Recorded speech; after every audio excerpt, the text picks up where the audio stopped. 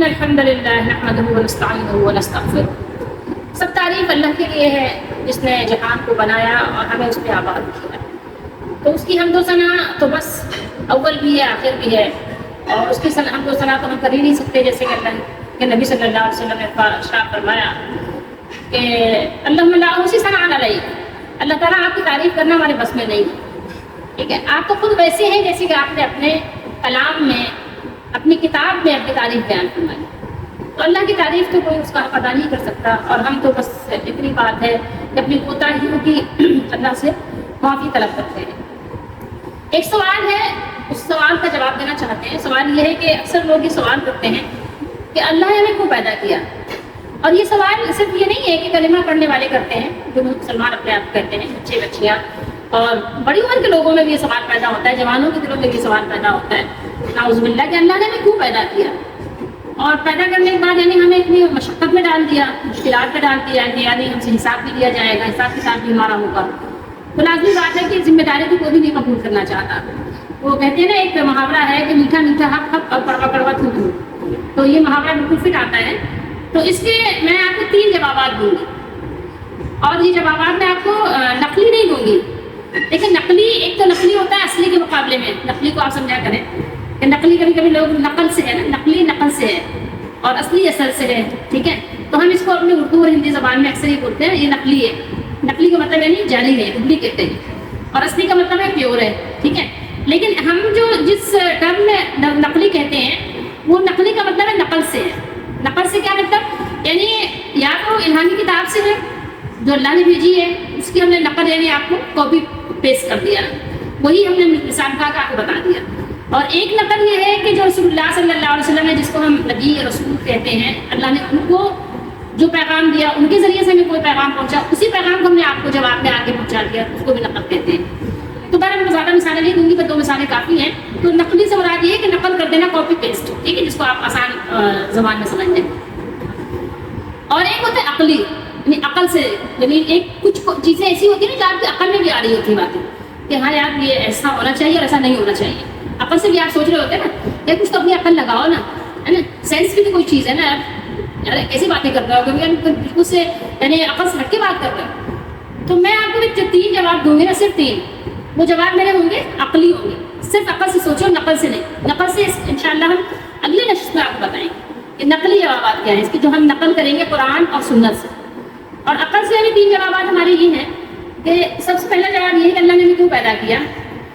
تو میں آپ کو پہلا جواب یہ دے رہی ہوں کہ ہم دنیا میں آ گئے ہیں لیکن کوئی بھی مرنا نہیں چاہتا، بلکہ اپنی دنیا آپ کو پتہ ہے کہ آپ مر جائیں گے، اس کے باوجود بھی اپنی دنیا کی ترقی کے لیے مستقل اپنی ساری ایفرٹ لگائیں گے.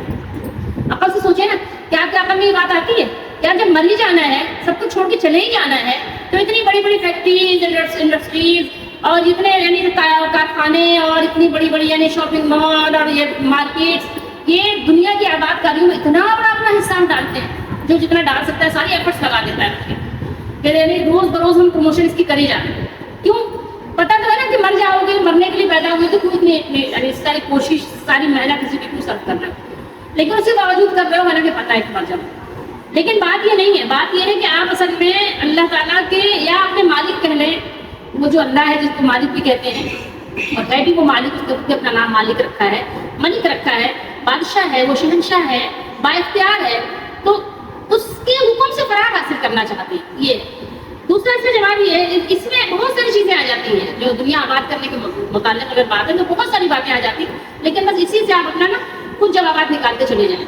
میں نے آپ کو ایک سوچنے کا ایک موقع دیا ہے، آپ سوچیں کہ آپ سوچیں گے تو ظاہر انسان، اور تفکر جو ہے انسان کو منزل تک بھی پہنچا دیتا ہے. ٹھیک ہے، سوچ، فکر، غور، یہ کرنے کی دعوت اسلام بھی آپ کو بار بار دیتا ہے. ٹھیک ہے، یہ اور بات ہے کہ ہمارے جو بچے ہیں آج کل کے، وہ ظاہر ہے نہ ہی تو کتابوں کو پڑھنے کا ان کا شوق ہے، اور نہ ہی جو ہے کوئی یعنی کریٹو کام کرنے کا ان کو شوق ہے. بس وہ کھیل کود میں اپنا یعنی وقت گزار رہے ہیں، ایک بس وقت گزاری کے مشغلے انہوں نے اختیار کیے. خیر، دوسرا جواب یہ ہے کہ ایک شادی شدہ جوڑا ہوتا ہے جس کی شادی ہوئی ہے، اس اماں ابا سے جا کے، مطلب یعنی اماں ابا غریب ہے، وہ اس نئے جوڑے سے جا کے کہو کہ کیا بھائی آپ کی بچی کی حاجت ہے، بچی کی خواہش ہے، تو کوئی بھی ایسا نہیں ہوگا نا جو کہے کہ اللہ ماشاء اللہ میں نہیں کہہ رہی، لیکن 99 سے بھی زیادہ آپ آگے چلے جائیں پرسنٹ لوگ جو ہے آپ کو جو ہے یعنی اس خواہش کے متمنی نظر آئیں گے کہ ان کے یہاں ایک اچھا سا بچہ ہے، چاہے مطلب یعنی کوئی بھی ہو، بیبی بابا جو بھی،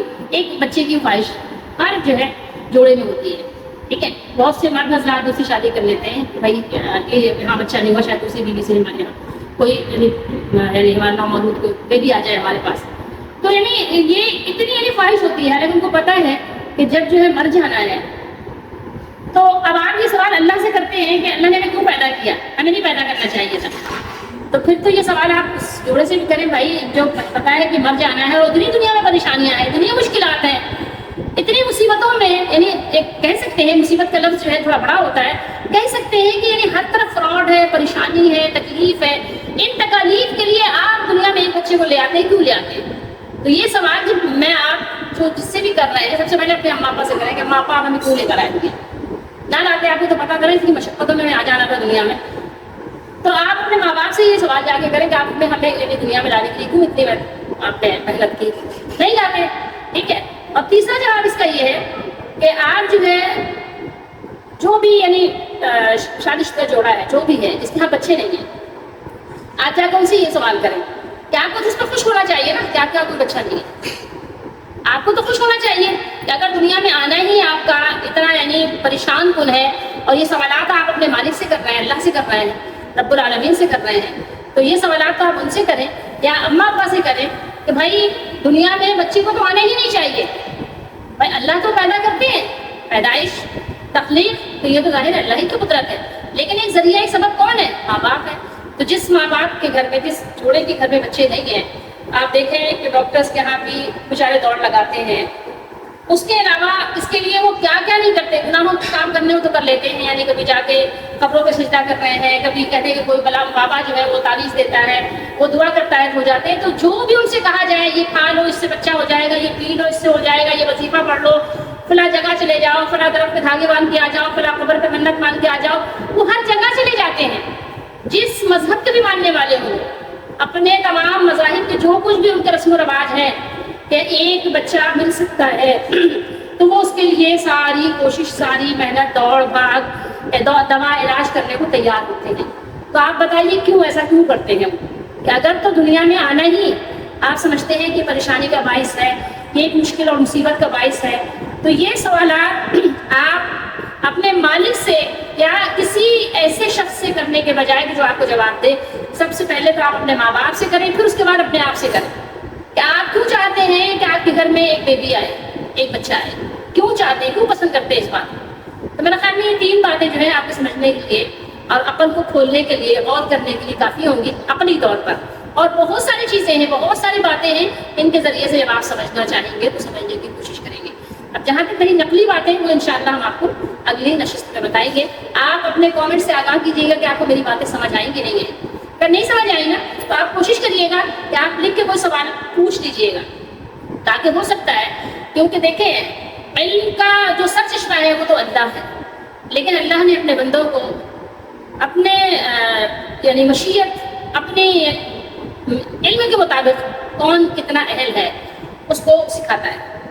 ٹھیک ہے، تھوڑا تھوڑا تھوڑا تھوڑا علم جو ہے، عقل، شعور، یہ اللہ نے سب کو دیا ہوتا ہے. کسی کو اللہ تعالیٰ نے بڑے غافل انداز میں دیا ہوتا ہے، ودیت کیا ہوتا ہے، صلاحیت بہت زیادہ ہوتی ہے، کسی میں کم، لیکن اللہ نے دی ہوئی ہوتی ہے. تو بہرحال اگر آپ کے ذہن میں یہ جوابات سن کر کوئی سوال پیدا ہو تو آپ ضرور جو ہے اپنے کامنٹ سے آگاہ کریے گا اور اپنا بہت خیال رکھیے گا. اللہ حافظ.